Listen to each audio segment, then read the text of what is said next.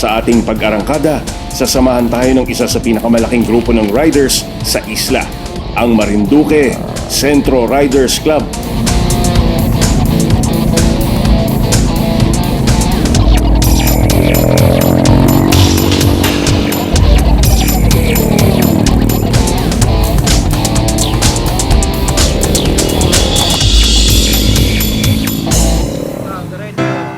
Sa bayan ng Gasan, sinalubong kami ng masayang tugtugin at indak ng mga mamumutong.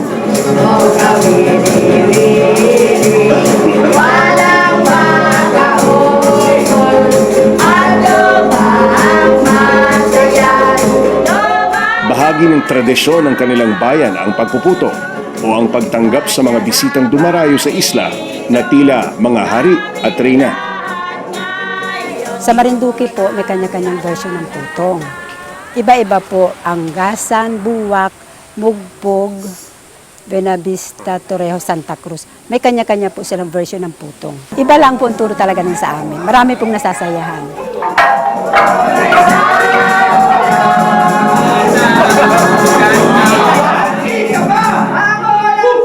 Minana nyo na ho yan sa mga mas nakatatanda sa inyo, no?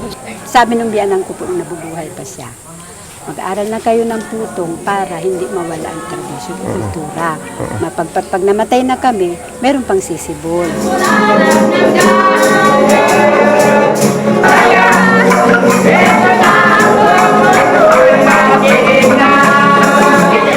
Buhay na buhay nga yung dugo. Opo, ganun po talaga ang putong dito sa Marinduque. Sino nga naman ang hindi mapapasayaw at mapapaindak sa masayang pagtanggap ng mga Marinduqueño?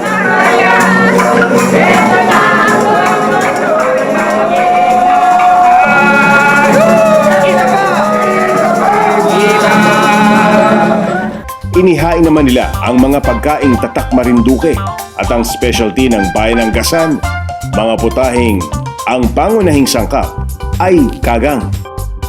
Ang ginataang gulay na may kagang, crispy fried kagang, at ang ipinagmamalaki nilang ulang-ulang. Mayahalin tulad sa itsura ng alimango ang mga kagang. Madalas itong nagtatago sa batuhan o madadamong lupa. Bakit ho dito lang may ganitong klase ng lutuin? Ay, dito po lang na-discover sa pinggan yan. Marami ho ba yung ganitong, yung kagang, no? Marami ho ba? Marami kagang? po dito dyan, tsaka doon po sa 12 na doon po sila nakahuli ng marami. Pag na po laan na ulan. Ipinagmamalaking lutuin ni Aling Lorna ang ulang-ulang. Hinahaluan ni Aling Lorna ang hinimay na kagang ng buko na mas nagpapalinamnam sa ulang-ulang. May buko po tayo, lalagyan po natin ng ingredients, ng palay, asin, paminta, at saka asukal. Tapos, haluin po natin. Tapos, ilalagay sa ano ng kagang. Ilalagay sa kanyang katawan. Ibinabalot din sa dahon ng saging ang pinaghalong buko at hinimay na laman ng kagang. Ng suman. Babalutin.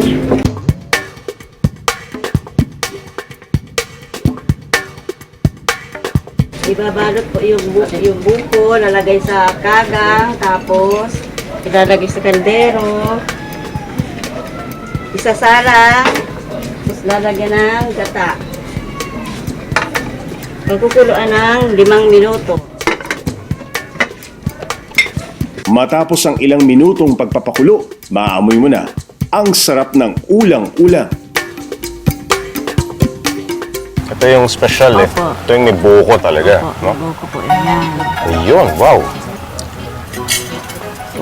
Sarap. Sarap sa kayo naman yan. Okay, sarap. Kung ito ay Oh, wow. Siyempre kamay. Kamay na natin. Ang sarap. Ang sarap. Ulam to. Sarap ulamin. Okay, tara, kain tayo. Para naman sa mga mahihilig sa gulay, Siguradong patok ang ginataang gulay na may kagang. Igigisa muna sa bawang at sibuyas ang kagang. Lalagyan po ng kaunting gata. Pakukulaan po natin sandali para maluto yung kagang. Kapag luto na ang kagang, maaari nang ihalo ang gulay. Gulay po na kalabasa at saka sitaw. Lalagyan po natin ng kaunting seasoning ng asin, paminta, saka po gata. Haluin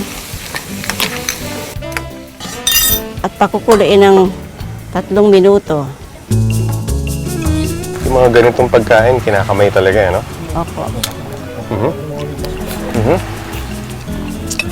Okay. Alisin mo po yun. Ito, inaalis to. Yun po yun yung pinakang ano na yun. Yun. Ito? Opo.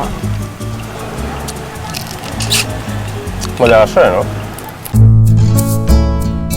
Wala ka raw itatapon sa kagang dahil kahit ang mga maliliit na kagang, maaaring gawing putahing malinamnam. Bibiakin po natin ito. Tapos, isasawsaw natin sa seasoning. Ipiniprito ito sa kumukulong mantika.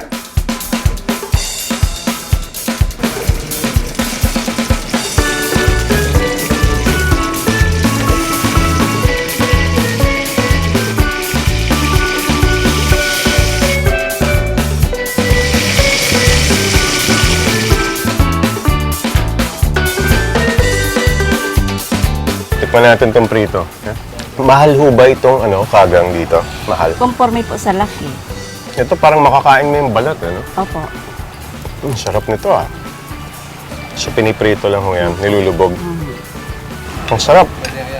Pwede na. Tara, kain tayo.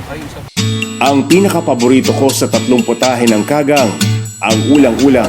Dun sa 3, ito yung parang pinaka-okay. Kasi may buko siya. May laman ng buko tapos may laman ng kaunting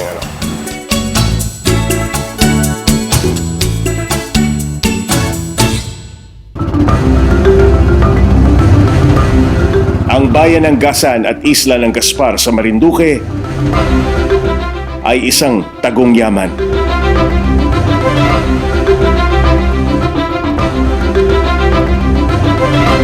Looking for and sold for this activity.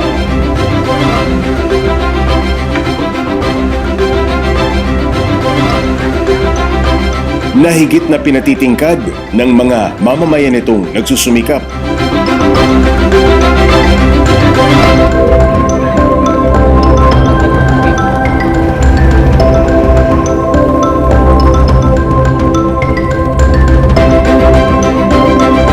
At pilit na lumalaban sa mga hamon ng buhay.